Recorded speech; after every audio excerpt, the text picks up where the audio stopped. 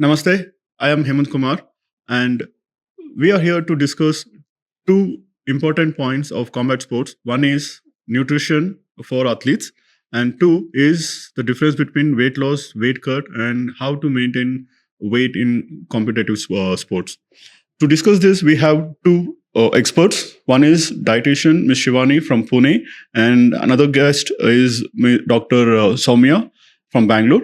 So, welcome to this platform. Thank you very much, sir. Okay. So before we start, let's understand what is that you guys do. What is your profile, your expertise in this field? Let's start with there. So I have done my PhD from King's College London. I worked in the London Olympics and Paralympics of 2012. So I predominantly deal with a lot of athletes, especially combat sports and endurance. I also have clients who are diabetic as well. And I have more than 18 years of experience. I do a lot of webinars to educate people about different aspects of nutrition. I educate a lot of dietitians as well. So what about you, Ms. Shivani? It's been 5 years I've been in this field. I'm a sports nutritionist, clinical dietitian, and a health coach. And I'm pursuing PhD in the topic of PCOS in women in India. Okay. So before we get deeper, let me understand what is the client base, the patient base that you majorly deal with. We'll start with you. So because of my history with an experience of working in the Olympics, most of my clients, I would say 90% of my clients are athletes. So I also deal with combat sports, endurance, especially triathletes, and some of them like badminton players also. And then a small population, I would say about 10% are like others and predominantly diabetic people. I'm kind of into both clinical and sports nutrition. So half of my clients are cricketers, footballers, and few athletes as well, who frequently run marathons, etc., etc. And half of my clients are diabetic, PCOS women, and a few other clients with metabolic disorders like thyroid who are seeking for weight loss as well. Okay.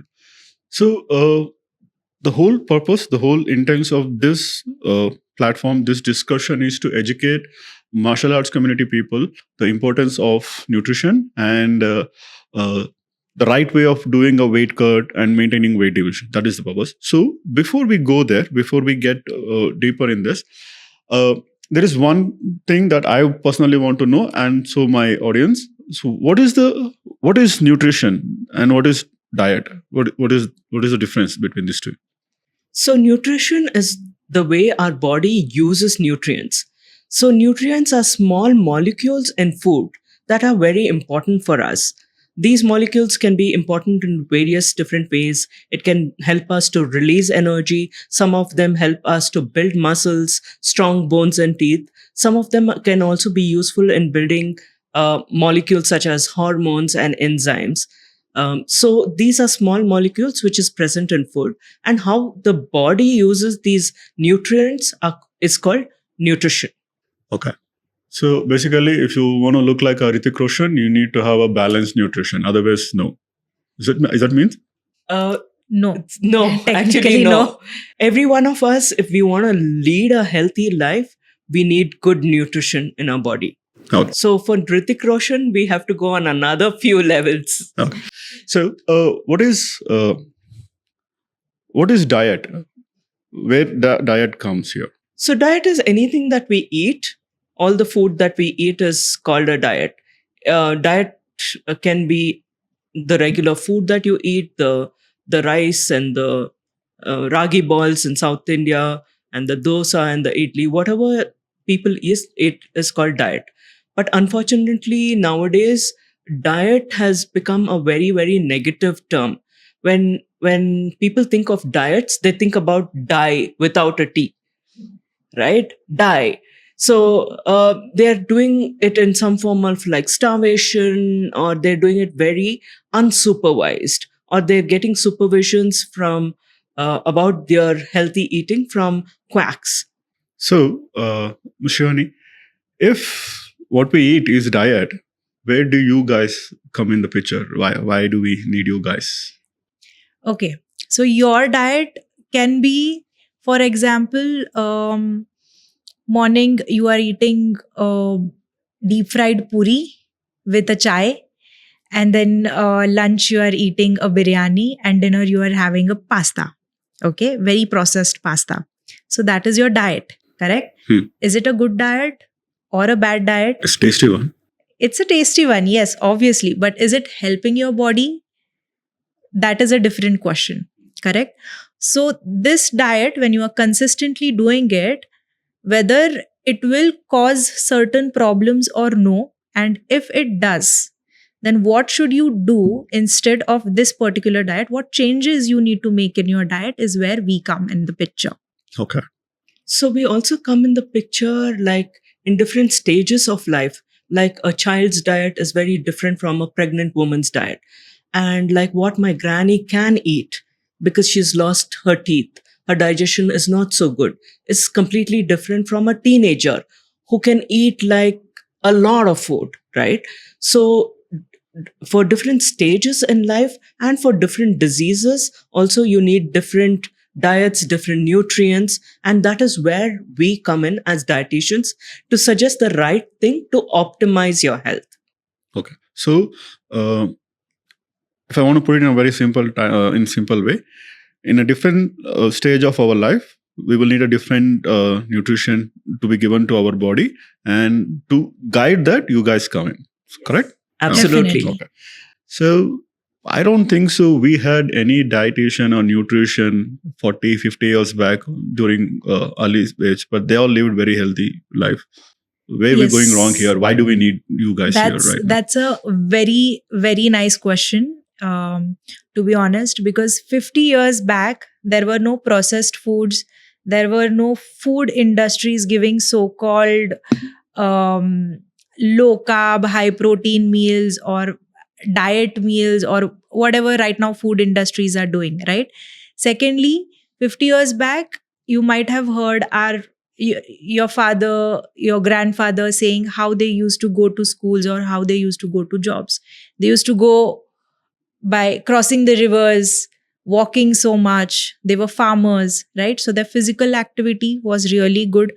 Amount of processed food that they had was really less. They had proper Not less, I good think zero. It's zero, equal to exactly. zero, I guess. Zero. And they had proper meals. And in fact, our soil quality right now is also deteriorated, to be honest. Soil quality back then was really good. So the food that grew in those lands was much more nutritious compared to today. So that is why today the importance of nutritionist and dietitian is more. Okay. So basically, the processed food industry created another job industry of nutritionists. That's what you say. The processed food, pollution, industrialization, modernization, everything. Okay. The sedentary lifestyle. I would also add stress into the picture because I don't know anyone who says I have zero stress in my life. Okay. And that changes a lot. I'm there.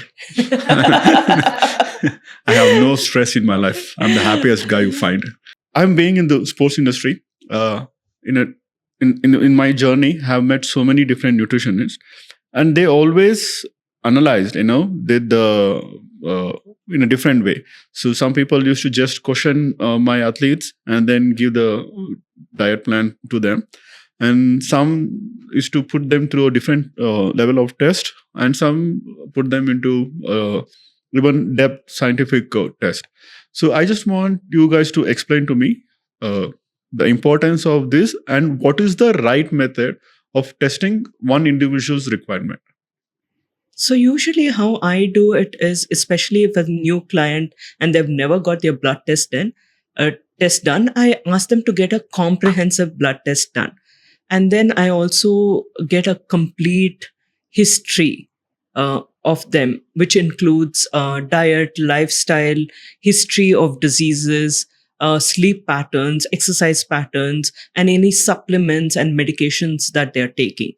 And then we also do like an anthropometry test, which includes measuring the waist, hip, bicep, triceps. And now we also have complicated machines which do the job for us, which is called a body composition analyzer, which tells us about our clients' muscle mass, hydration status, bone mass, and which helps us, all this information helps us to decide and prioritize what their goals should be and how long it'll take for us to help them achieve their goals.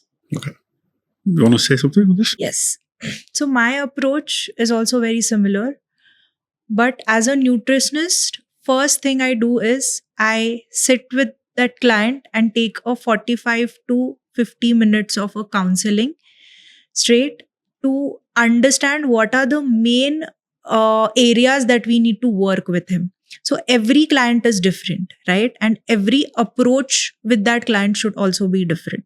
So in that 50 minutes of session, I understand what are the areas he is already good at in terms of his lifestyle management and what are the areas we need to work on more aggressively as well. So after that, based on that data, and obviously as a nutritionist, being a good listener is a great thing, to be honest, because you understand what the actual problems the client wants to say as well. Sometimes clients also don't know what they are going through, why there are certain things, why they are not getting sleep at night, for example. Is it because of screen time or is it because of high cortisol level throughout the day, right? So it is our job to understand why is it and to ask them right questions as well. Correct. And after that 50 minutes of sessions, then comes the blood test, body composition analysis, another kind of test if suppose there are certain deficiencies that I can see there are possibilities. Then that whole sequence, what ma'am said, goes through after that. So both of you saying the blood test is mandatory to understand the actual deficiency in individuals. Yeah. Is it right? Yeah, because we as dietitians are not magicians. We cannot understand what is happening at the cellular level and what is happening in the blood and what deficiencies they are most likely to have.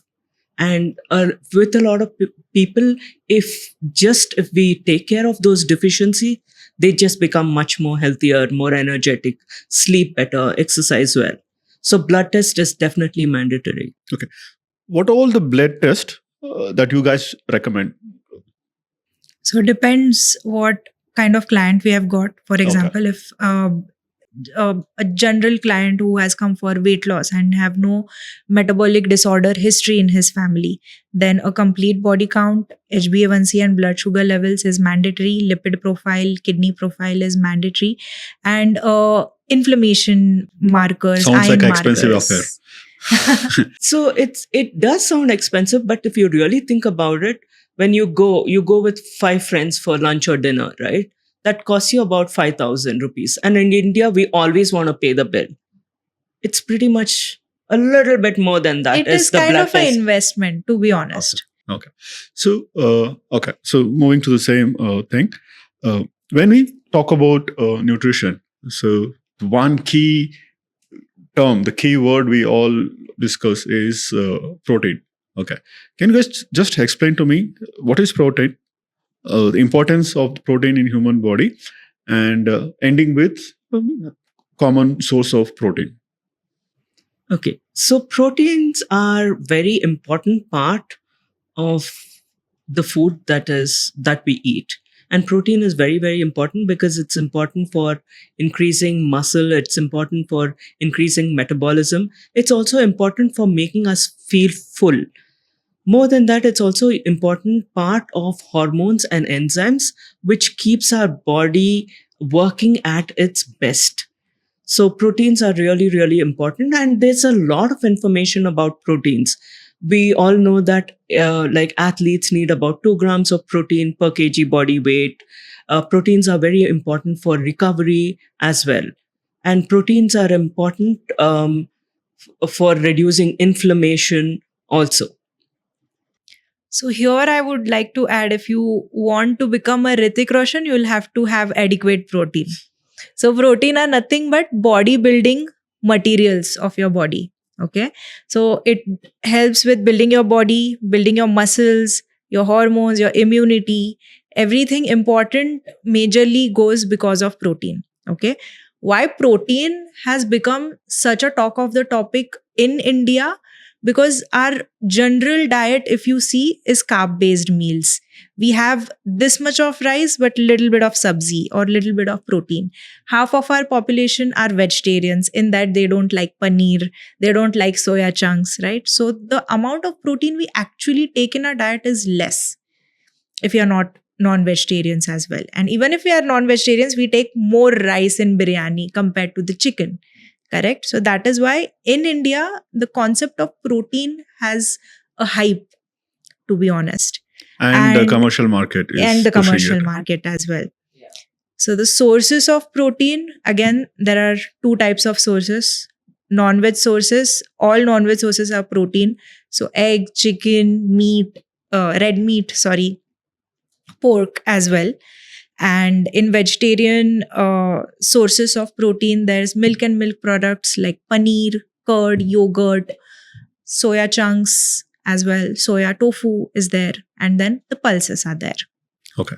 So, since Conversation about protein, because ideally in every meal we are supposed to have one source of protein in our meal, but not a lot of people do that. And when I see my clients, I would see that when they come to me initially, they're taking about 20-30 grams of protein as opposed to 70 or 100 grams of protein that they need. Okay. So earlier you mentioned per kg 2 gram protein is required for an athlete. What about the layman term? What is how much protein one person should consume in a day? So for men, they need to consume about 1 gram if they are sedentary, and most people are sedentary. They're sitting in the office desks for about 8 hours. 1 gram per kg body weight. For women, it's about 0.8 grams per kg body weight. For a 70 kilo man, he'll have to consume about 70 grams of protein. Okay. So if protein is what giving us build up muscle and all, what's the role of fat in human body? Okay, so fats are very important for brain health. And apart from this, fats are an integral part of hormones and enzymes. And beyond this, let's say I'm lifting my arm and knees and things like that, it's not creaking because there's a layer of fat which prevents, and synovial fluid, but there's a layer of fat which prevents it from creaking as well. Also, fat is your backup energy source. In the sense, if your normal current in your house goes off, you put on an inverter, correct? So fat acts like an inverter. So if there's no carbs in your body, glucose in your body to convert into energy, so what your body does is it switches to fats for the energy generation. And this is why a gym coach says cut the carbs. Yes, cut the okay. carbs. Cut the carbs Okay. is why? Because it helps. Cutting the carbs will help in major fat burns. Okay. So again, fat is being thought as a villain, but there are a lot of healthy fats which are very essential because there's a lot of fat soluble vitamins that the body needs also. What is the ideal percentage an individual should have? Fat percentage. Fat percentage? Yes. Around 25 to 30%. 25 to 30%. Throughout the day in terms of his calories. So if he's having around 1000 kilocalories, for example, Okay. then in that 300 kilocalories should come from essential fats. Okay. When I say essential fats, it comes from nuts and seeds and medium chain fatty acids like olive oils, coconut oils, and fruits. In fruits, there's avocado, very good source of fats as well. Okay. So now we understand the very very basic of nutrition, diet, protein, and fat. Let's move on to the next the important part of this podcast, this platform.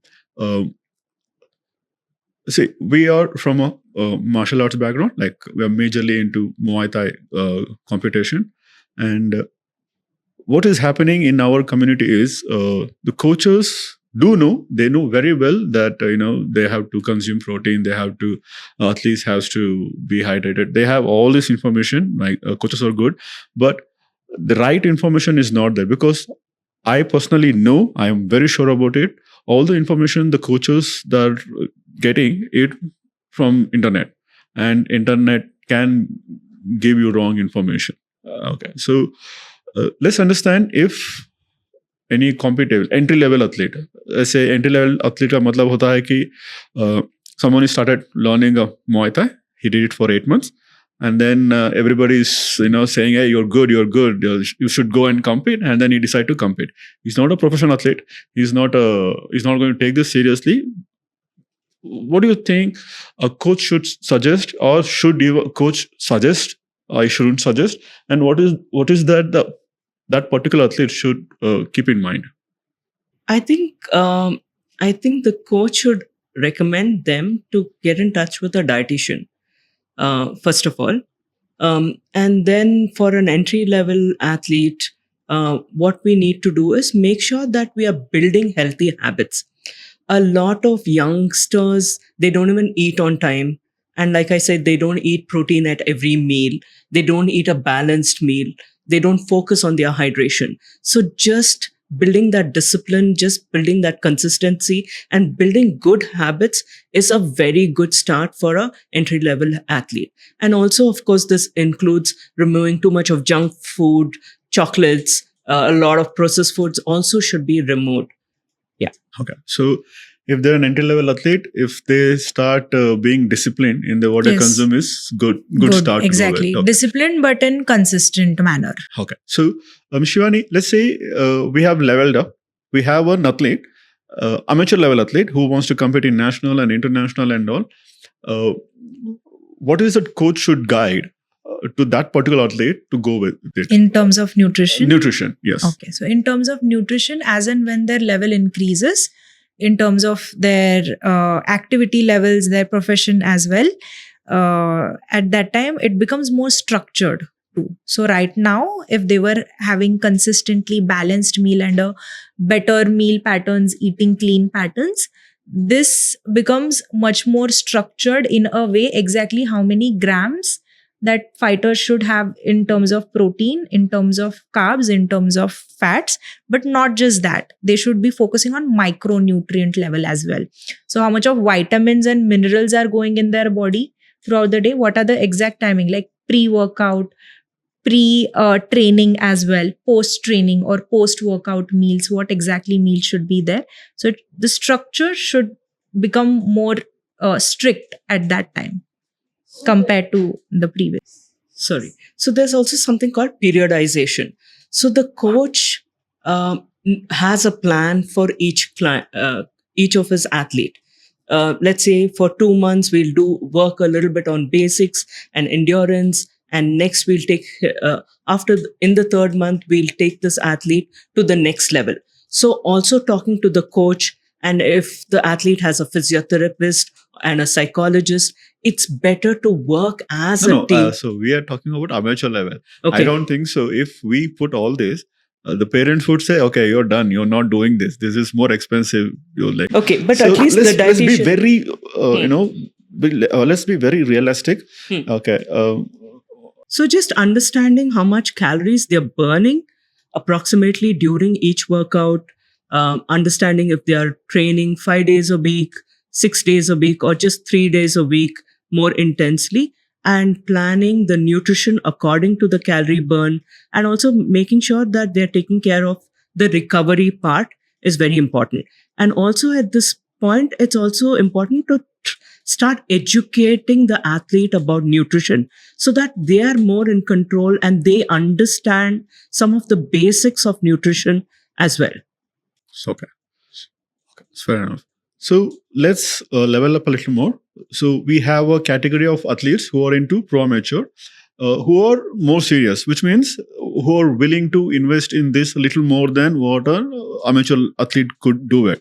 So how would coach or you guys guide them in their journey? In that scenario, blood test becomes non-negotiable. Supplementations might be required because their overall activity levels will be high, right? So the chances of inflammation would also be high. So anti-inflammatory supplements plus multivitamins and other vitamin supplementations would also be required in that case. In that, their oxidative stress in the body is also high. So antioxidants element in their nutrition also be need to be added, and anti-inflammatory, sorry, and their diet should consist of anti-inflammatory and antioxidant elements in their uh, overall meal patterns as well, along with macro and micronutrients and timings of the meal, as ma'am said, periodization of the meals as well. So when we are looking at pro amateurs, we would also require them to start logging a lot of things, including how much. What do you mean by logging? What exactly they're eating, Ah, how okay, much they're okay, eating. okay, Or calorie tracking also we call okay. it. Yeah, or tracking. And now it's quite simple because we have a lot of apps, we have a lot of gadgets, we have a lot of websites where you can track, and some of these watches automatically track a lot of like calorie burn, heart rate, all those things automatically. So at least the basics, like how much of sleep, how much of water, how much of different macros to start tracking becomes also very important. And easier and very convenient as well. Yeah. Okay. How often these level athletes should get their blood test? Because Shivani, you said blood tests become non-negotiable. How often they should get this? So if they have an issue or a deficiency, then they have to get another blood test, especially for those deficiency a month or 45 days later. If not, if everything is fine, at least once every 3 to 4 months. Okay, now, so let's move a little more higher level. So these are professional athletes who already made their mind they're going to be a professional fighters or probably take this to next level also. Uh, what are the very important things this level of athletes should keep in mind, and how do you guys play a role in their career? The professional athletes needs a personal coach or a personal dietitian along with them, because they would constantly be traveling throughout the year to various places. The cuisines of those places matters a lot. So there should be a proper expert to guide them. If you are at an XYZ country, what are the good things that would help you to manage your diet and manage your routine according to your recovery phase, repairing phase, then your off tournaments, on tournament phase, etc., etc. So sometimes also what we as dietitians do is we call up the chef in that particular hotel and liaise with the chef and tell him what exactly our athletes need. Because especially in a new country, getting stomach upsets becomes a big problem. So we also do things like that. So like she said, they do need a personal dietitian. So, how do you work with these guys? Let's say you're working with a pro amateur athlete or a professional athlete. Doesn't really matter. What is the minimum duration they need to work with you to get a very good result from the food they're consuming based on your advice? If their tournaments is in, for example, June, and if they still don't have a nutritionist or a coach to guide them, I think they should start in early December. So again, that's like 6 months. Yes. So that 1 month of period, there is a proper understanding between what are the client requirements. Also, nutritionists get to have a conversation with their strength and conditioning coach and skill coaches as well, to understand how their activities and how their trainings are going as well.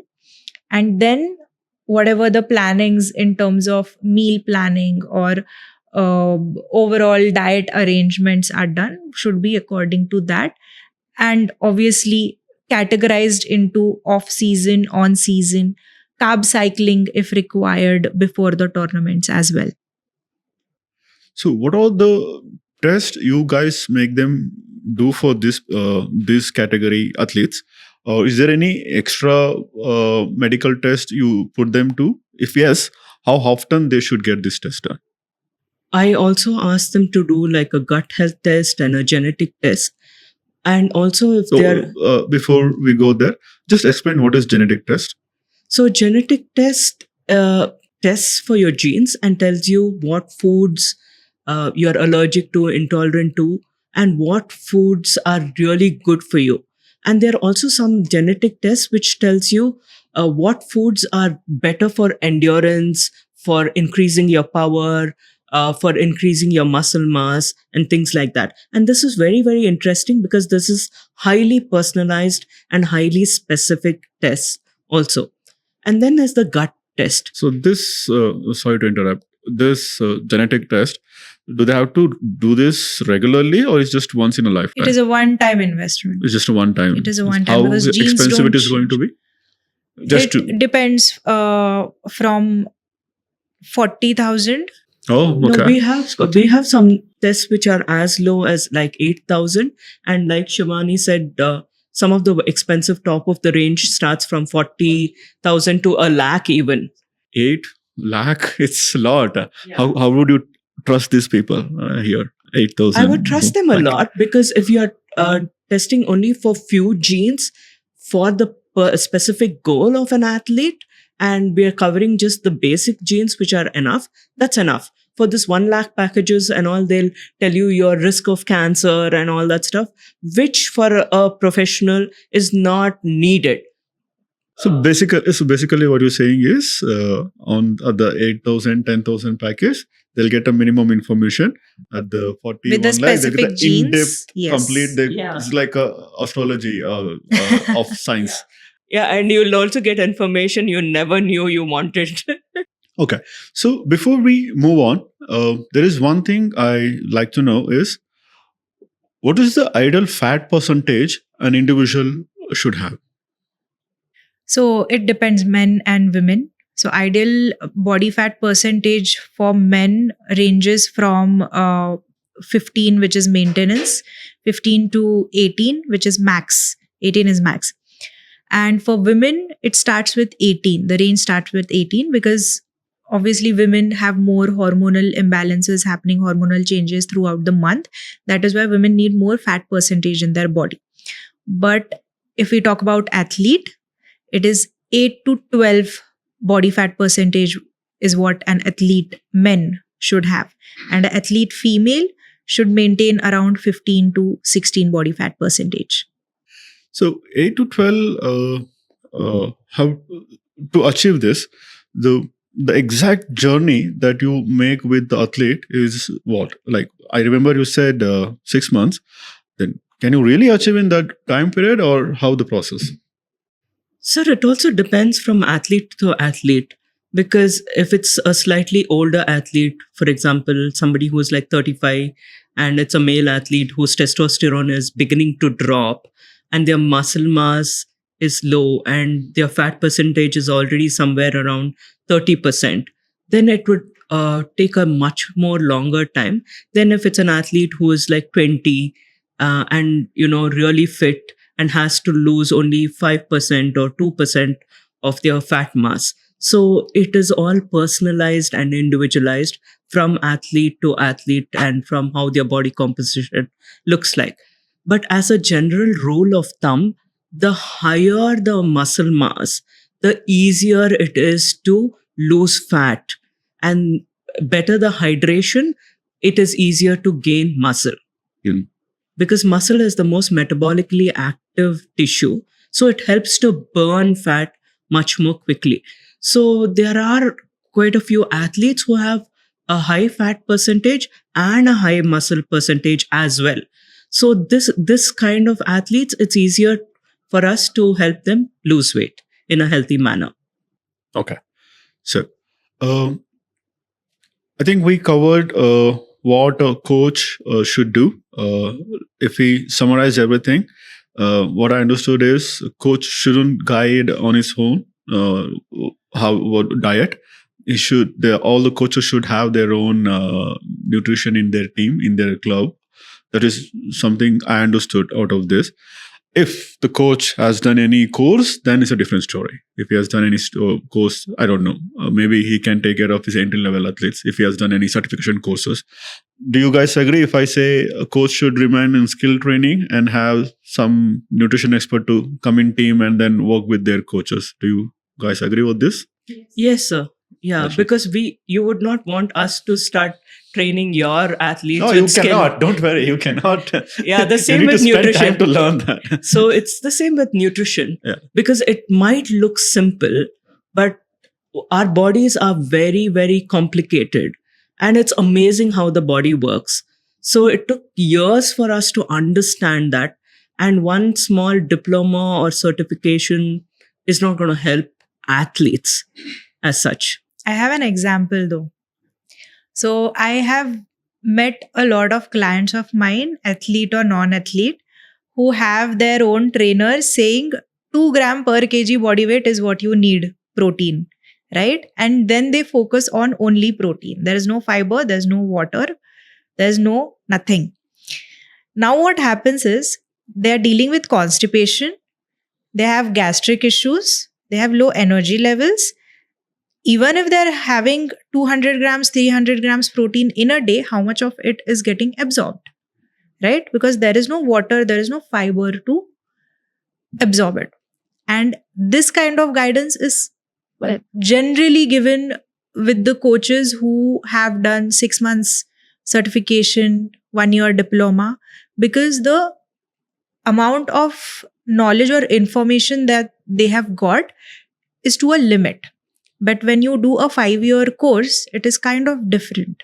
When we talk about nutrition, it is not just about what protein is actually doing. What is happening to protein in the molecular level as well depends, right? With protein, what else you need to have for a better metabolism is also one of the aspects. So when generally a strength and conditioning coach is giving the nutrition tips as well, these kind of mishaps keep happening. The athlete might end up having constipation or other major gut health issues as well.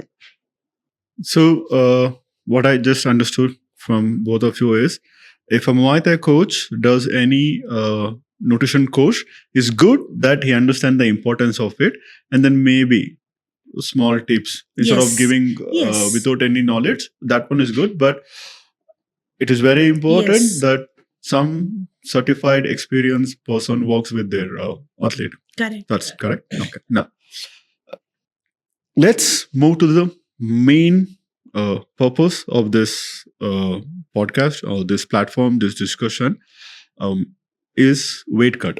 Now, before we go in depth of weight cut, let me ask the basic term. What is weight loss? So weight loss is usually, actually, technically, it should be fat loss. Okay. So we are talking about reducing the fat levels in their body. Okay. So weight loss, when you say, it doesn't matter how you're losing, whether you're losing water or muscle, you're losing weight. Okay. So we as dietitians, we focus on fat loss. So that body becomes a better, more healthier body, more leaner, muscular, more powerful body than it was before the fat loss. So, what is the?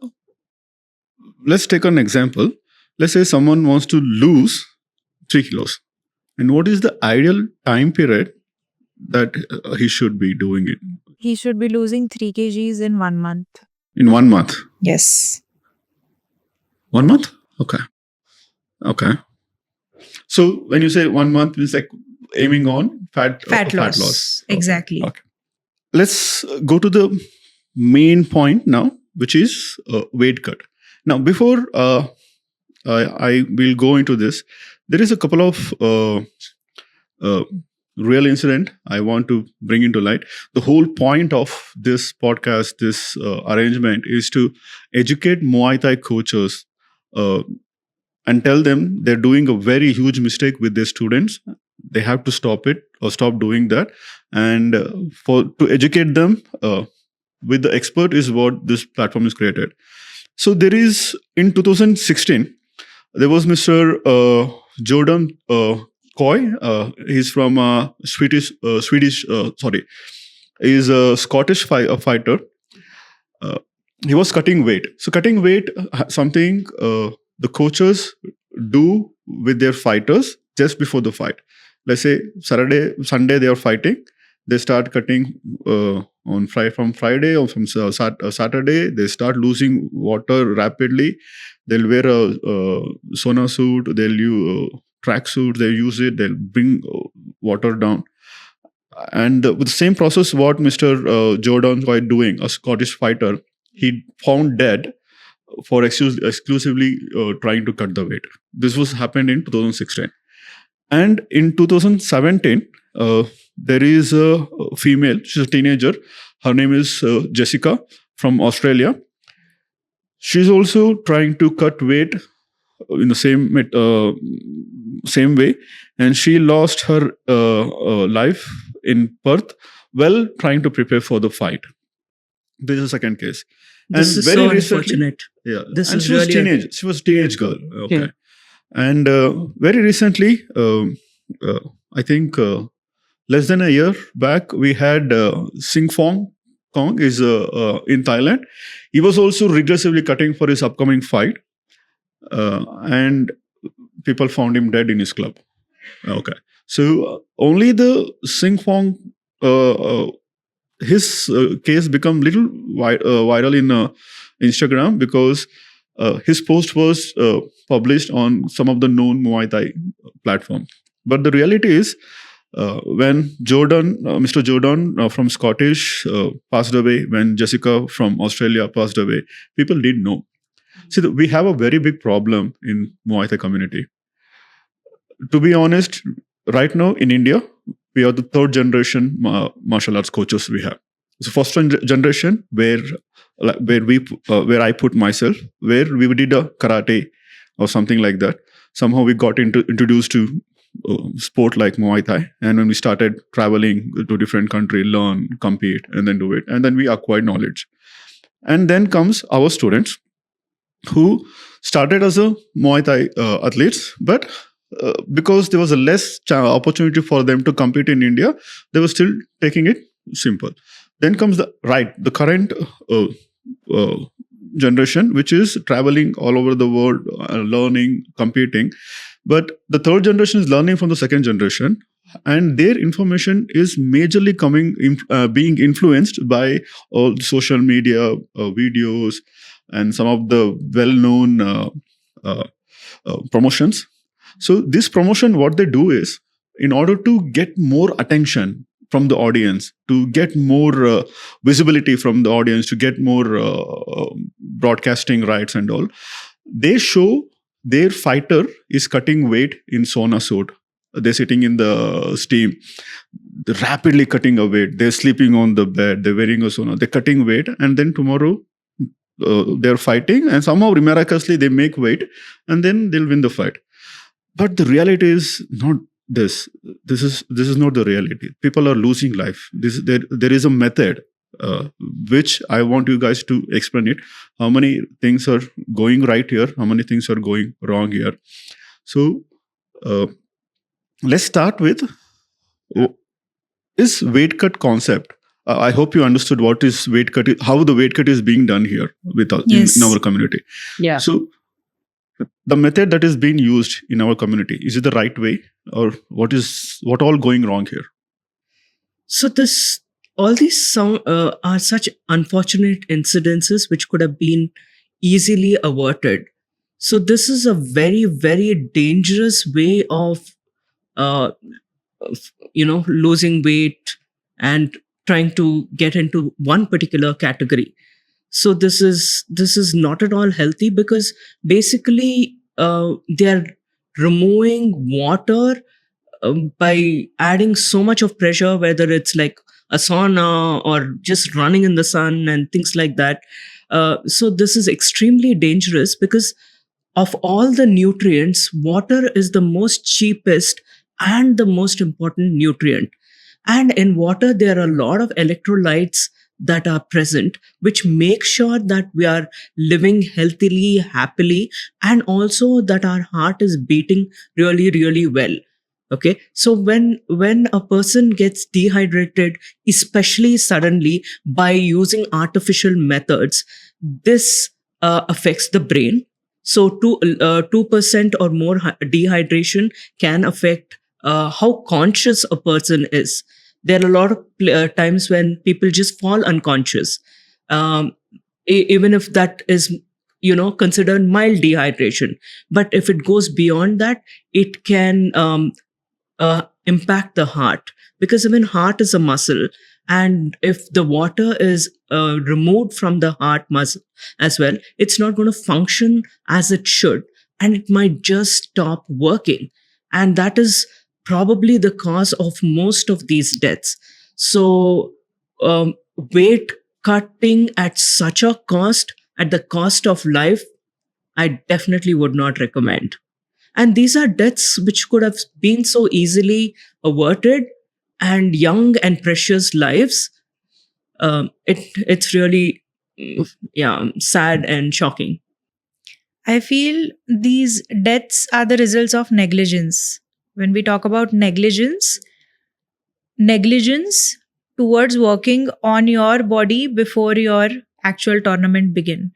If you're careful, uh, if you're motivated enough, and if you are rightly doing it, you should be doing it, even if it is 1 or 2 kg of weight cutting you want to face. First of all, there's a difference between weight loss and weight cutting. Weight cutting is just water cutting.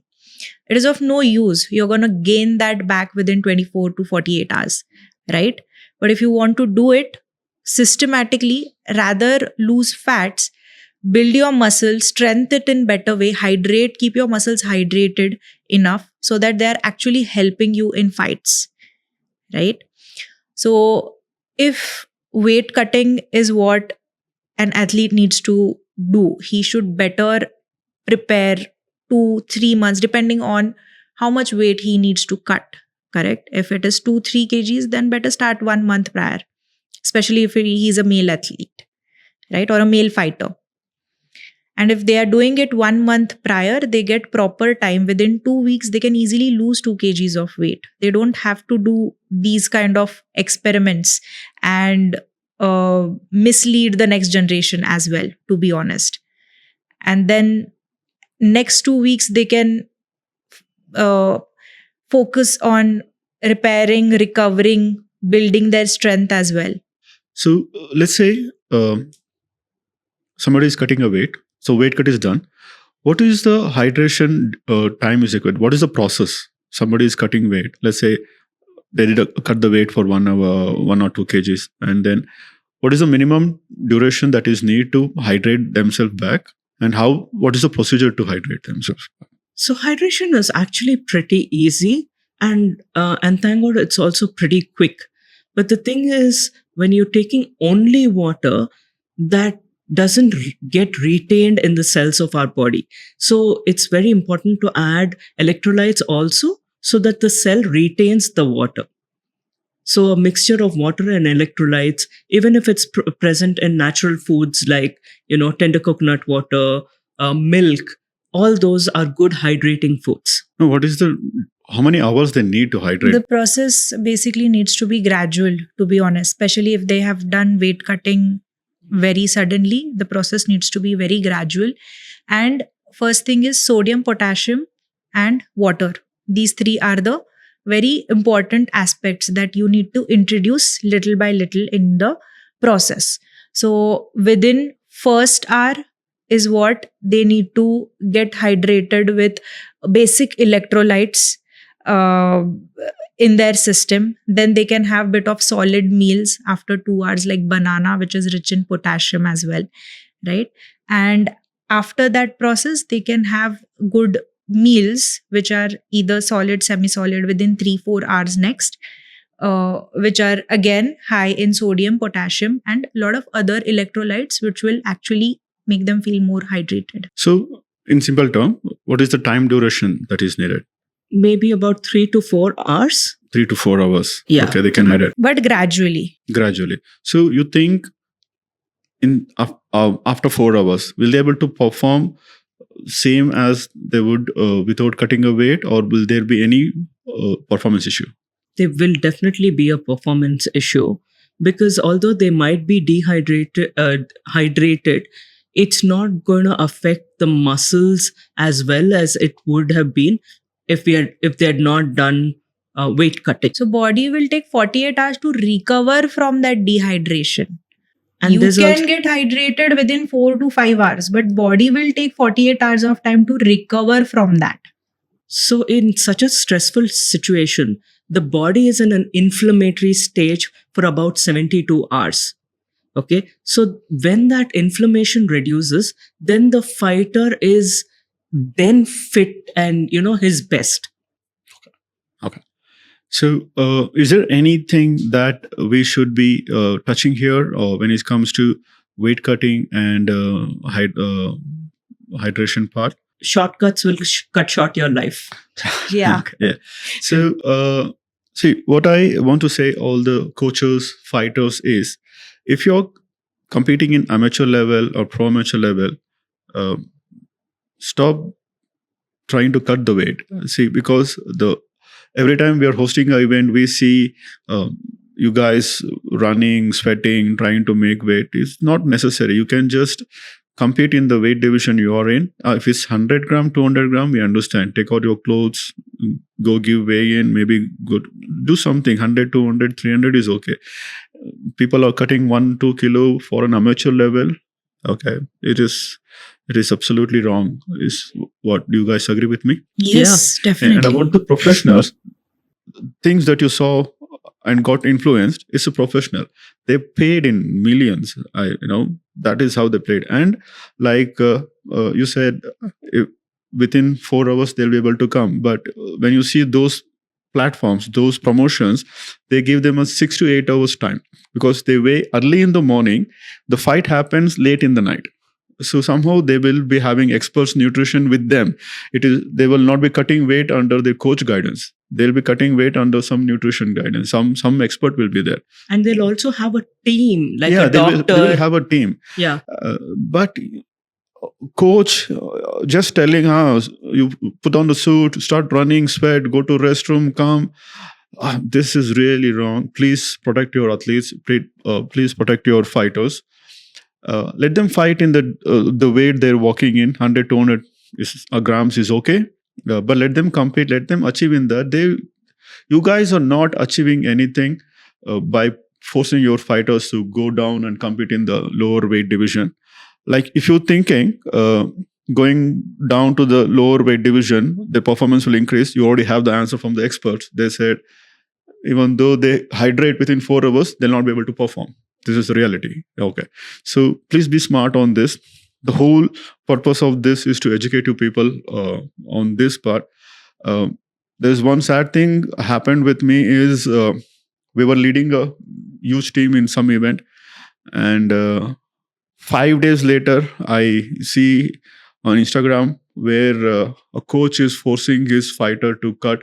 He carried his sauna suit, that artificial, the sauna atmosphere. He carried with it. He's making that female fighter cut weight, and he's posting it on Instagram, trying to gain followers. This is absolutely wrong. You shouldn't do this. In order to gain some followers, in order to come in a limelight, in order to become famous, or to gain some followers, to gain some fighters in your club, please do not put your athlete's life in risk.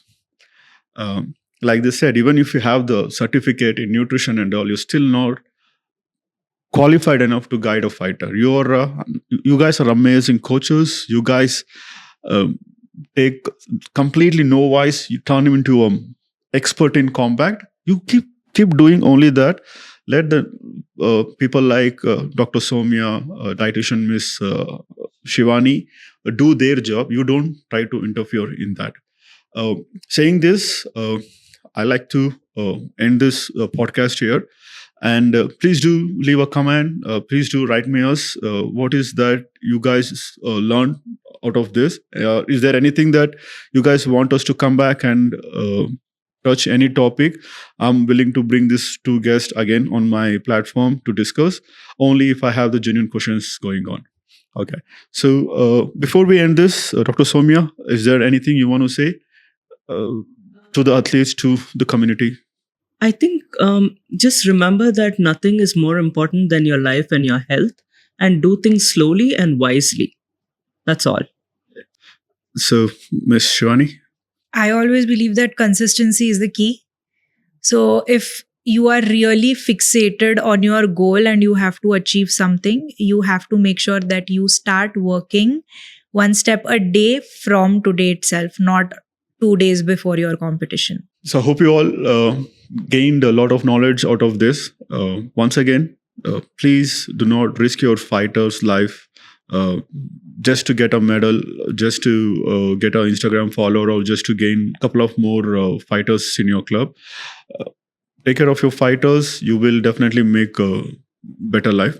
And do leave a comment. Let us know, is there anything more you want to learn from us? If there is any thing you want to us to do a podcast on, to discuss on, we would definitely love to come back and do it. Until then, thank you. Do subscribe and click on the bell.